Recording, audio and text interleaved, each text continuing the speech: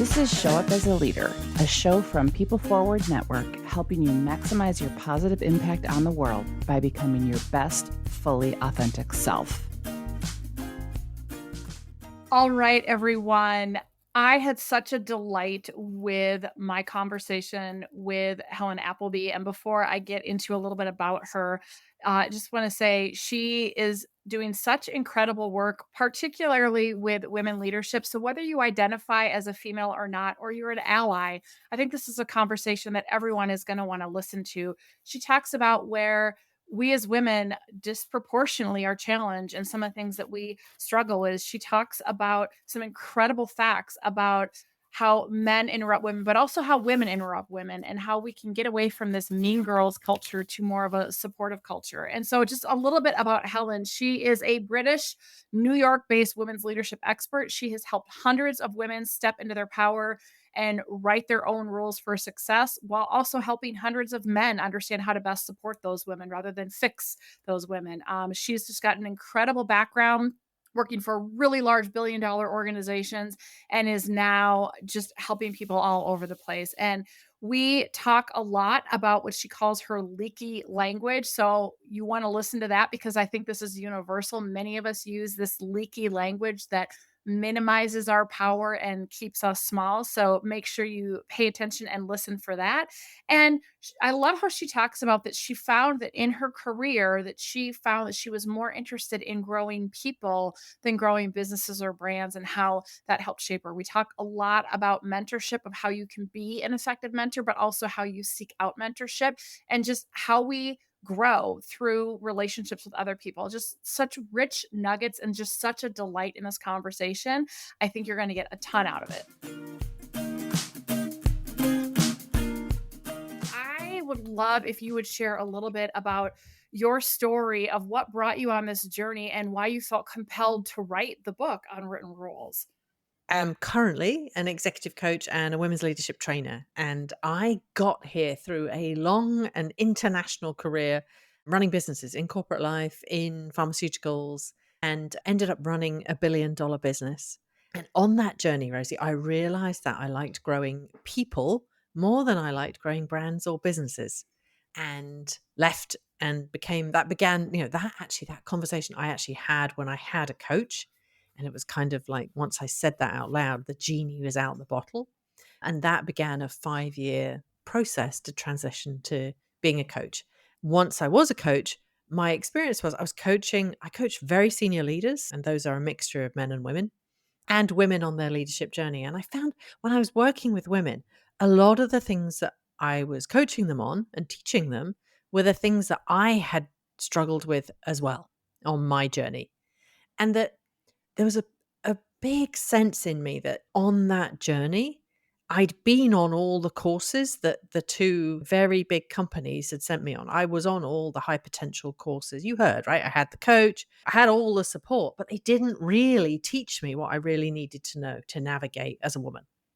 And so I thought, I'm going to write it down because not everyone can afford to work one on one with me. And I want to change corporate life. I want it to be better. It didn't have to be as hard as it was for me. I want it to be better for the women that are coming behind us now. And I want it to be better for all of our daughters. So I'm going to write this down.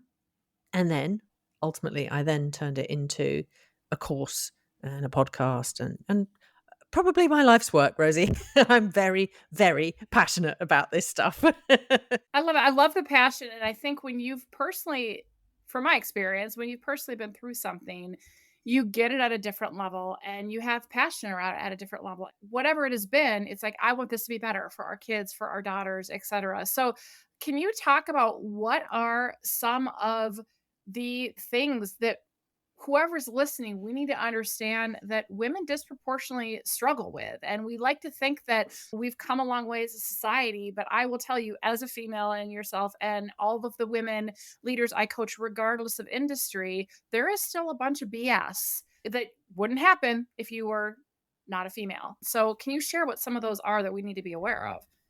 Oh gosh, The that's a laundry big list, question, right? Rosie. Oh, goodness, where shall I start? Um, so what I would say that is if you're listening to this and you're an ally, I want you to please understand that the rules that apply to you as a cis white man are not the same rules that apply to women, right? Men and women are judged differently, and they're often heard differently and promoted differently. And it's unconscious, right? So, heard differently, I'll give you an example. We are interrupted much more. So, men interrupt twice as much as women do. And when they interrupt, study shows, 3/4 of the time they interrupt women. So, really bringing awareness to, am I listening? Right? Am I listening to understand, or am I listening to interrupt? And are the other people in the room interrupting too? Or are we listening? So, let her finish is a really good phrase that you might try on and see if you need that in the next time you run a meeting. And the insidious thing, Rosie, is it's not just men that interrupt women more. So men do. And if you look at women, so we interrupt half as much, and we interrupt other women more than we interrupt men. Okay, shut the front door. You have to say that again. Men interrupt twice as much as women. And when they interrupt, 3/4 of the time, they interrupt women. And the people who identify as women, we do it too. We don't interrupt as much, but when we interrupt other women more than we interrupt men. Isn't that fascinating? It's like the Mean Girls Regina George thing as opposed to supporting one another and lifting one another up, right? Right. Right. And so let her finish, or, claiming credit. Again, are you listening? I think many women have had the experience of saying something in a meeting and it being glossed over. And then Brian saying it again 15 minutes later, and everyone's like, wow, that's an amazing idea. And you're sat there and you're thinking, I just said that. God, that has happened more times than I can even count. Well, and you know what's even I don't even know if it's sadder about that, but I think back of examples over my life, and again, I think about women that I know and work with and love and support and coach, and so story after story after story. If you do. I'm not even going to say raise your voice like yelling. If you are assertive and you are passionate, saying, no, I want to be heard, or let me finish my idea, or standing up for yourself, there is a large tendency to get labeled as emotional or labeled as difficult or be labeled as a bitch. But yet the male counterpart doesn't. And it's like, oh, great idea, strong, bold, whatever. And I will say, now have to honor privilege. I'm a white woman. Every woman of color has it even worse. It's worse. Even Yeah, worse. it's worse. On everything. On everything. So I said at the beginning, my answer to your question was, so I think there's differences in the way we're heard. And I have a cartoon in the book which has a boardroom, and it's with one woman and 5 men in it. And the caption is from Punch magazine. The caption is, that's an excellent suggestion, Miss Triggs. Perhaps one of the men here would like to make it. So that's how we're heard, right? How we're judged. You just moved on to there, right? How we are judged. I often say to allies, as you're in a talent review or as you're describing a woman in the organization, and particularly if you're describing her as ambitious, right? That's the one I used to get, ambitious. And it was never a compliment. Or difficult, or arrogant, or whatever the adjective might be. Would you say that if Helen's name was Harry? Are you judging women in the same way that you're judging men?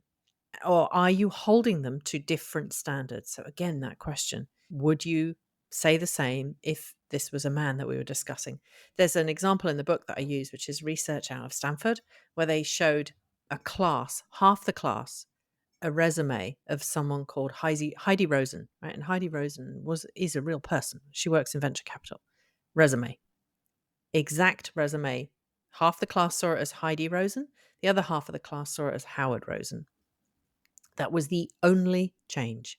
Then they were asked to rate how competent was the person, and Heidi and Howard scored the same. They were asked to rate how likable they were and how much people would like to work for them. And Heidi was rated significantly lower than Howard. And it was one word change. So unconsciously, we are judging women differently and holding them to different standards. And then finally, the promotion one, again, it's that same question. Would this be the same if it was a man? Because what the research shows is that when it comes to promotion, imagine a role needs ABCD, right, to get done. What can happen, what the research shows is if we're evaluating a man will be judged who's done ABC, right? He'll be judged like, he's done ABC, he crushed it, he's awesome. Of course he can do D. And that what's the principle underneath that is men are promoted based on their potential. And you know what potential means? They haven't done it yet. Women are promoted based on our track record. So they would say, David can do this because he can do ABC and he'll be able to do D. Helen, done ABC, hasn't done D yet. Maybe she's not ready. So it's those three areas I really want our allies and all of us to be conscious of, right? We're heard different, we're judged different, and we're promoted differently.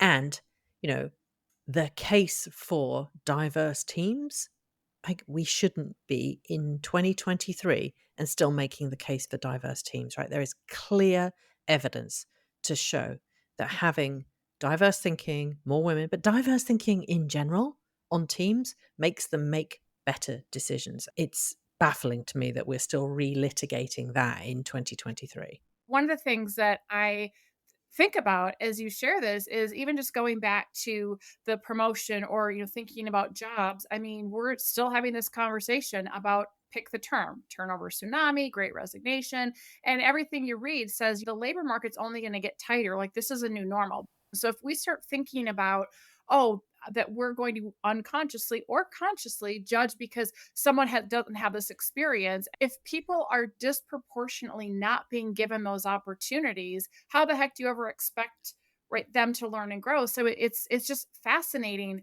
to me that we're still sitting here. Yeah. And then you add in anything else. You add in somebody's part of the LGBTQ community. You add in that they're a person of color, and you just start adding in all of the ways that we're not hearing other people, that we're passing judgment. So I know you have a section in your book for people who are allies or who want to help with this, but not fix. And you've given some examples, but can you give some more of like, what are some things that we should be paying attention to? And I would even say, if you identify as female yourself, like what are some of those things? Because I do these little like Rosie in my pocket, like short segments, and some of the ones that have been resonating, and I will say more for women even so than men, but they've been more universal, have been removing just from our vocabulary. Well, I'm just checking, or I'm sorry for bugging you. It's like as women, I feel like we disproportionately apologize for ourselves or try to make ourselves smaller rather than just making a request, because guess what?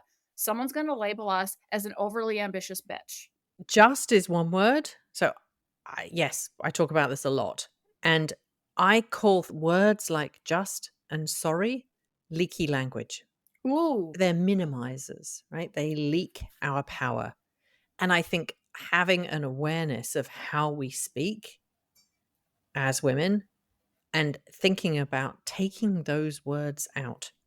So I say to women in my course, you are no longer allowed to say just or sorry, right? Backspace, backspace, backspace, backspace. I am on your shoulder watching you. You're only allowed to apologize if you actually did something wrong. If you Google Pantene sorry, the commercial, there's a great Pantene commercial from a few years ago, which shows we get bumped into by someone and we apologize.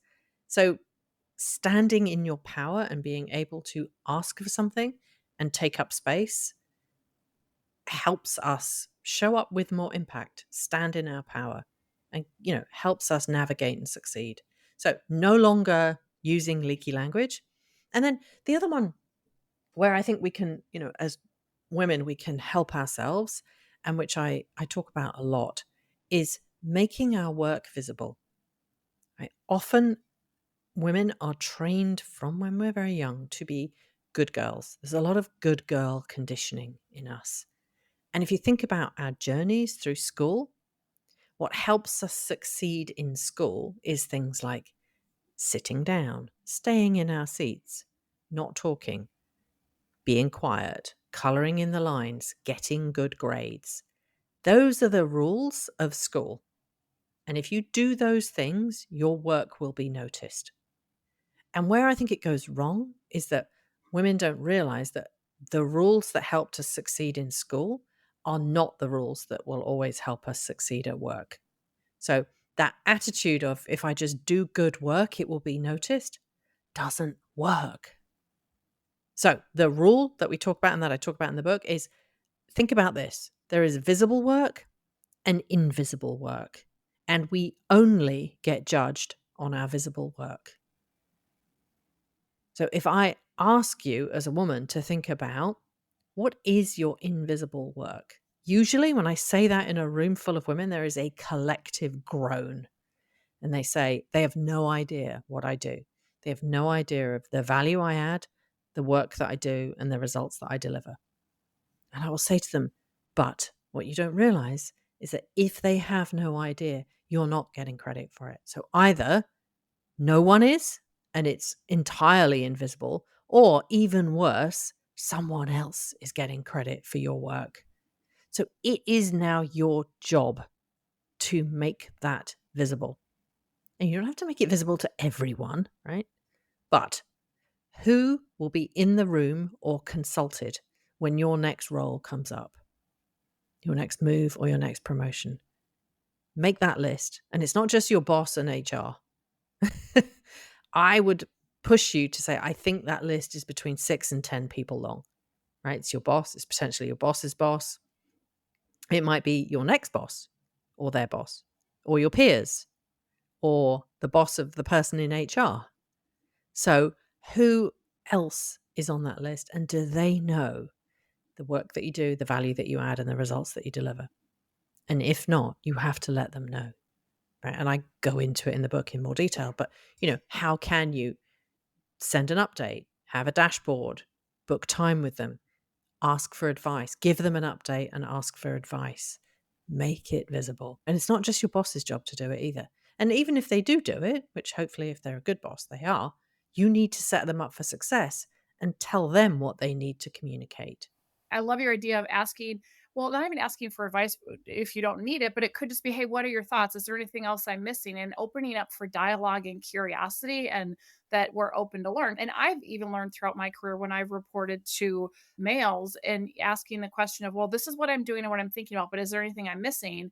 And a lot of times, the way that I have positioned it, I notice they start thinking and going, I never thought about that way or whatever. And so you're adding value by actually, again, opening up a human dialogue. It doesn't matter about gender at that moment. It's a human dialogue and what's best for the organization, and recognizing, oh, this person thinks a certain way and there's value in that. And I think asking for advice, honestly, if you come to it with, I don't want, the last thing I want to do is to give people work to do, asking for advice that they don't need. But like you said, if that's a more senior person who sits in a slightly different part of the organization, my suspicion is they could give thoughts, perspective, value.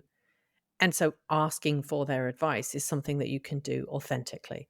And I think I hear you though, Rosie, right? The kind of like, now you need to self promote. That was what I heard on my journey. There's invisible work. Now I have to do self promotion.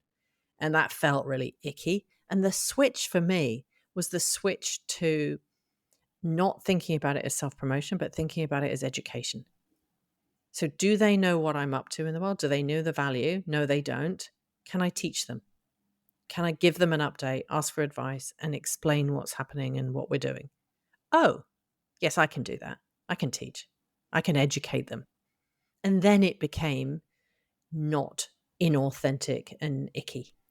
I love that. The thing about educating them. And I think in the past, I've made a shift like that too. And the other way that, depending on where I've worked or how I've thought about it, but even owning my own business and doing this with clients, it's really about Are we on the same page? Are we fostering alignment? Is it serving a common purpose? So more of like, okay, can I add value here and help them see something or help them connect the dots or help see how this connects to that? Again, it's education, but it's also I want to be really explicit about connecting the dots in case it goes astray or whatever. What are some of the other things when we think about helping and being supportive and watching out for whether it's our language or practices, not in the spirit of fixing somebody, but of supporting? What are some other things that we can be thinking about? I think many folks could really benefit from thinking about who are the mentors in their life and who are the sponsors in their life, because mentors and sponsors are career accelerators, right? Mentors I describe as kind of first level career accelerators.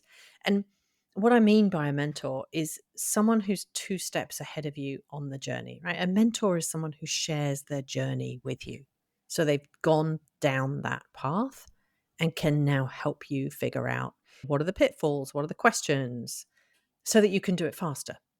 And what happens is subconsciously, as mentors, what we often do is we help people behind us who remind us of ourselves when we were young. So even me, right? The work that I do with women on their leadership journey is a journey that I've done, isn't it? So it's kind of natural. If you extend that, that principle arrives tends to apply to everyone. But it means that senior leaders in an organization are often men and will often look for men that remind them of themselves when they were young, or men that played the same sport or went to the same college. And some of that is good. But what can happen if you're further down in the organization and you don't look like them, then you don't get asked. So on my journey, I understood the power of mentors. That wasn't an unwritten rule. What I didn't know, Rosie, was who to ask or how to ask. So I think for anyone who doesn't look like the leaders above them, you have to work out, or there is an opportunity for you to work out, what are the journeys that are ahead of me in my career? For me, that was I wanted to be really senior in marketing. I wanted to move internationally. And I was doing this as a mum who had kids and was moving internationally with a family. So they were really three very clear areas that I had to look around me and say, who's two steps ahead of me on that journey? And we don't all need the CEO as a mentor. Often people that are 10 steps ahead of us on the journey don't remember what it was like to be us. But I had mentors, people that I could go and ask. And the way you ask is, Rosie, I love that you are so senior in marketing and you're great at this.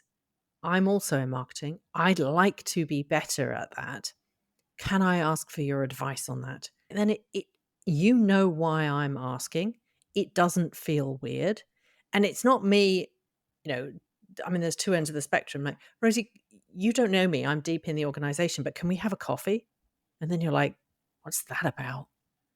Or, Rosie, you don't know me, but will you be my mentor? Which is almost equally disorientating, isn't it? I've had those requests and I'm like, Yes. okay. Oh, easy, tiger. One step at a time. So, phrased like that, you're great at this or you have done this. I really admire that. I would like to learn from you. Can I ask for some advice and ask you some questions? Can we have a coffee? Is much easier. That's how you ask, having worked out what are those journeys ahead of you. And then what you do is you then talk to Rosie or whoever, ask them the questions, write down and remember what they advised you. And you say, that was amazing. Rosie, that you've given me three things that I can just do immediately. Can I ask? I'm going to go away and do them, and I'm going to talk to that person, and I'm going to try this, and I'm going to read that book.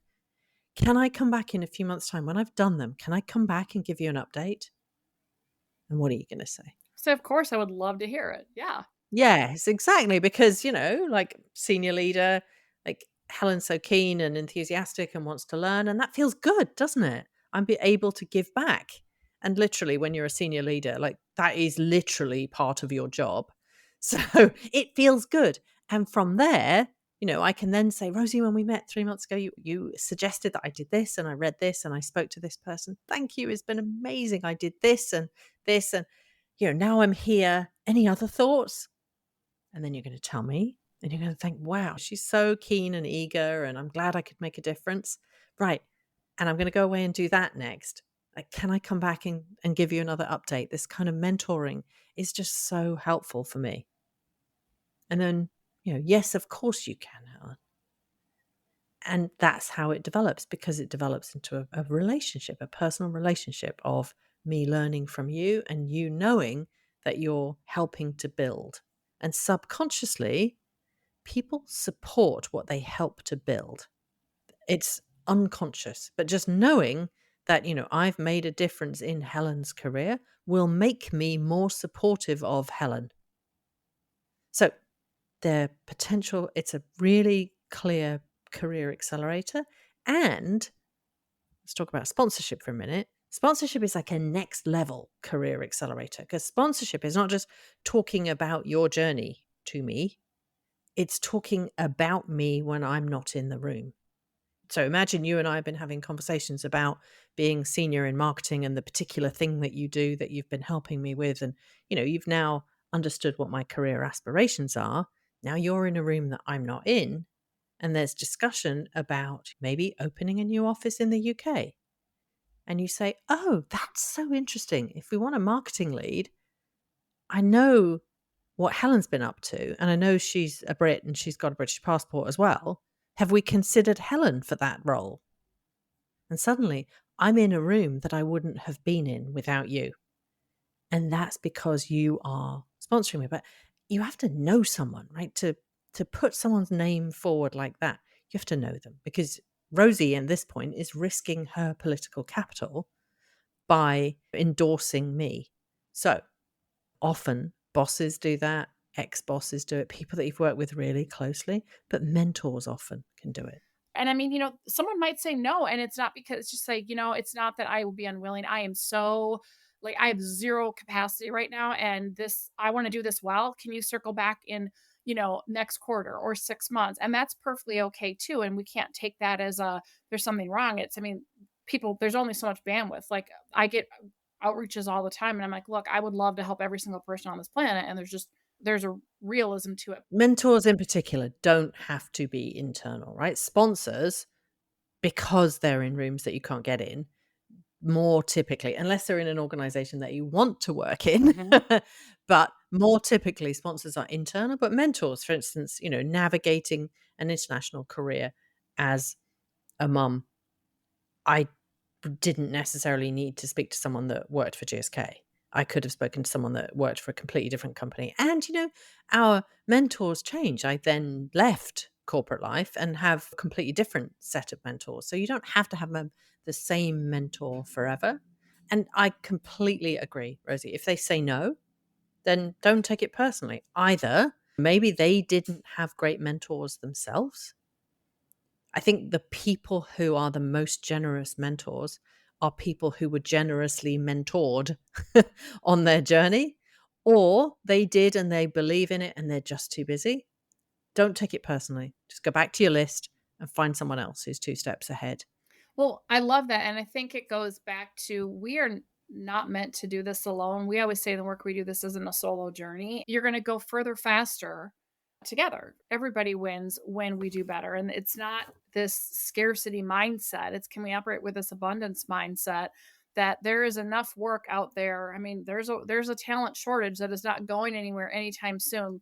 Heaven knows there's enough work out there for people. How can we create those opportunities for meaningful work for one another and hope that it'll be reciprocated, rather than, somehow feeling like you have to hold yourself back, but also hold somebody else down so that you can get ahead. That's just so not humanized and so not where we need to be.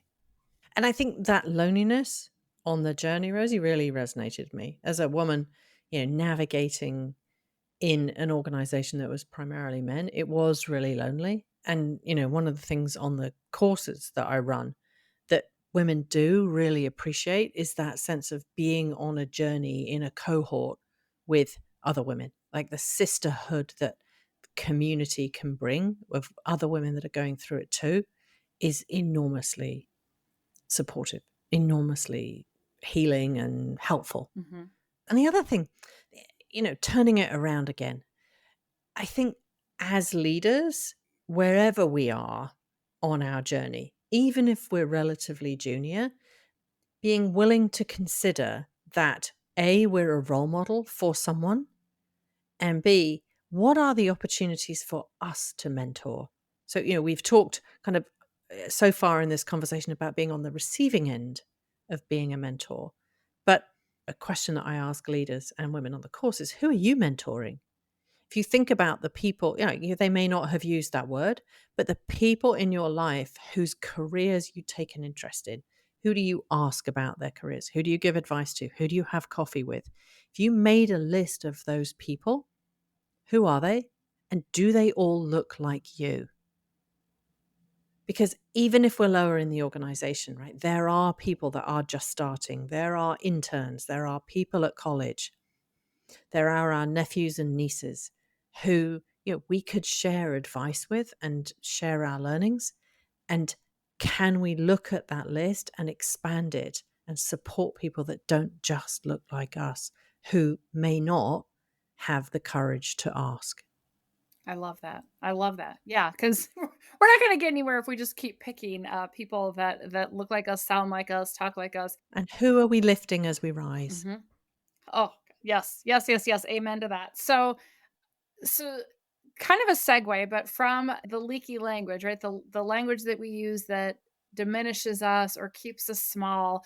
One of the things that I've learned on this journey, I'm obsessed with the normalizing the messiness of being human. No matter how much work we've done on ourselves, no matter how many awesome mentors we've had, I know that every single one of us has these self-limiting stories that started somewhere in childhood that still creep up and hijack us, that we cling to feel safe, but they keep us small, and where they keep us from stepping into our greatness, or as I like to say, they keep us from letting our sparkle shine. So, what I would love for you to share, Helen, is what is a self limiting story that you still tell yourself sometimes? And when it shows up, how do you move beyond it so that you can still show up as a leader in your life?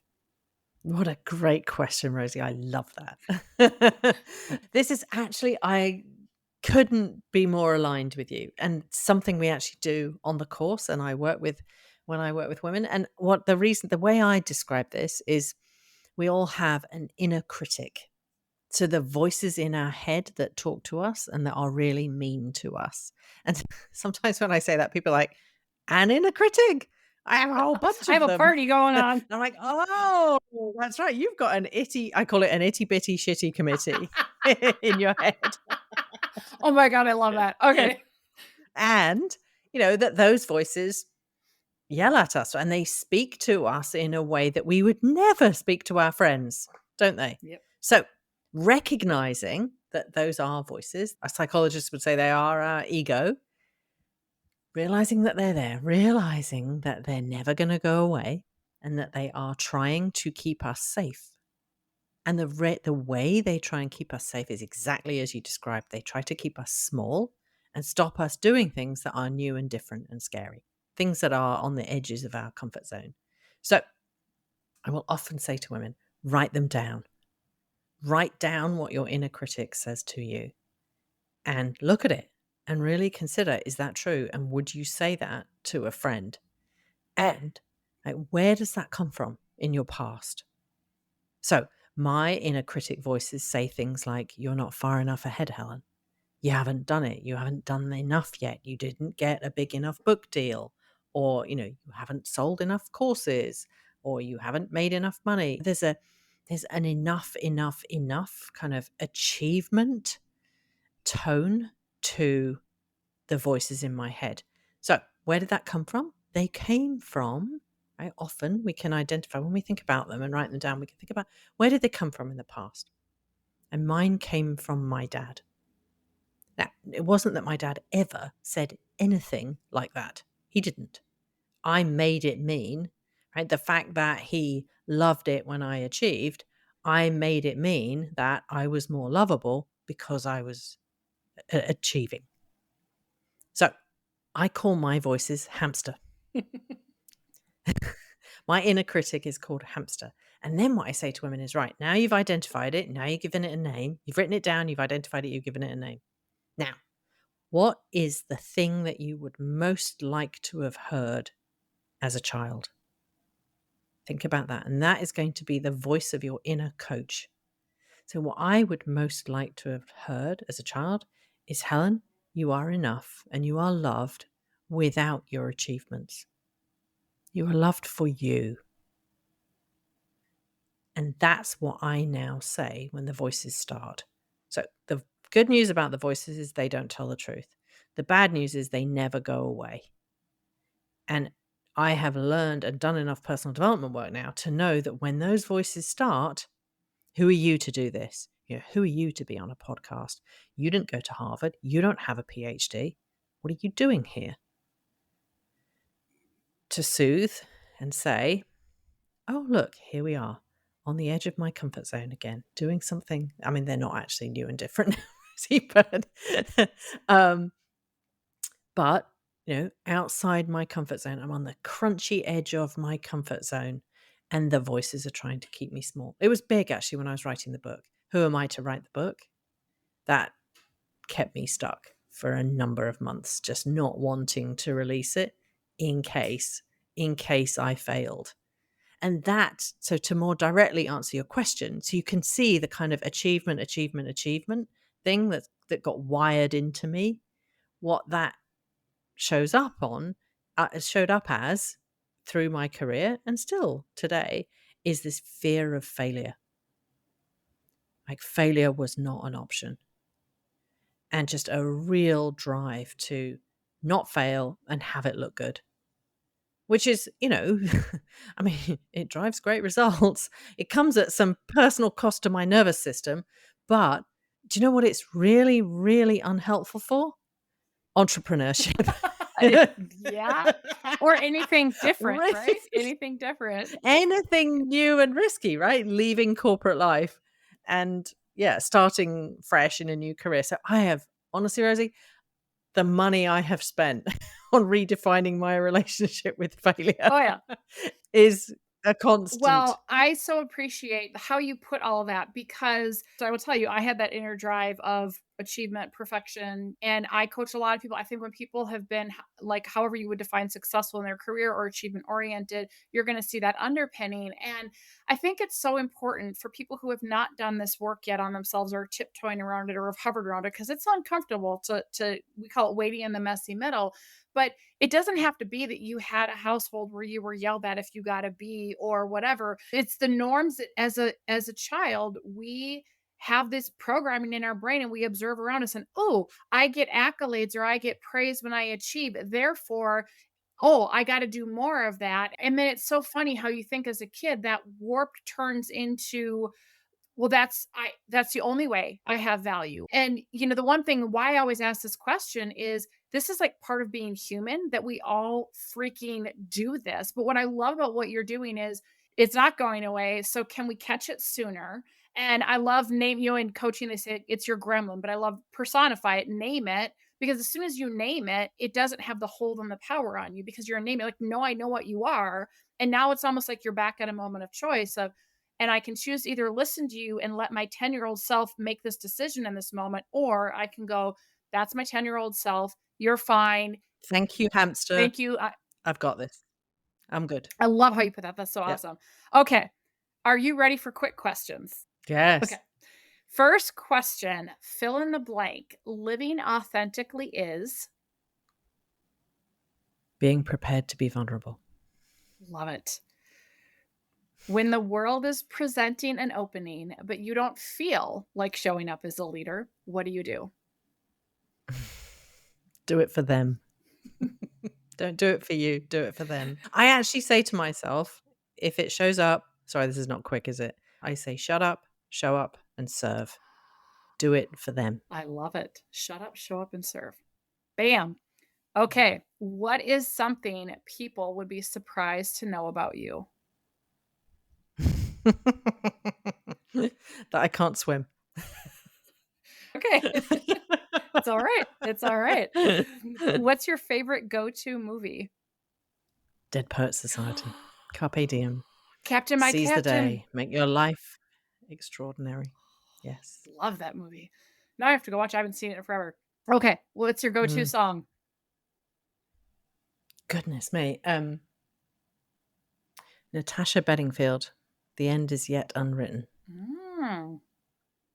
Or Miley Cyrus, It's the Climb. Oh, there you go. We got the motivational thing going. I like it. What is something you can't live without? Tea. English breakfast tea. Okay, I was going to ask what the flavor is. She's drinking it right now, folks, in case you want to know. I'm right here. Love it. What is something in your ordinary daily life that makes your heart happy? Tea. My kids. And honestly, Rosie, the work that I do, I absolutely love it, right? In a connected, purposeful, just energy from source kind of passion. That I love it. Love it. Love it. That makes my heart happy. Okay. And what are you grateful for right now? The sisterhood of support that I have around me is truly a gift. That's awesome. That's awesome. Well, Helen, I want to give you one last closing question. If you could challenge leaders everywhere to practice this one behavior that would create more human workplaces and equip everyone to show up as a leader, what would that be? I think, Rosie, the heart of effective leadership starts with self-awareness. And I think getting grounded in genuinely, right, not by some kind of 360, anonymous 360, having a coach, or even asking people to describe you.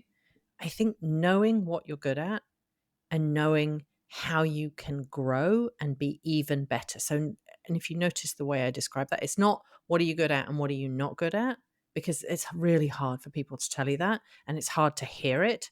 But what am I good at and how could I be even better? Getting really grounded in the reality of what it's like to work with you, what you're good at, and what's next on the journey, and bringing that growth mindset to your leadership. Even people knowing that you've got that growth mindset and you're open to hearing those things, done repeatedly, makes people a phenomenal leader. I'm Rosie Ward, and this is Show Up as a Leader. To learn more, head over to peopleforwardnetwork.com and, of course, hit that follow button.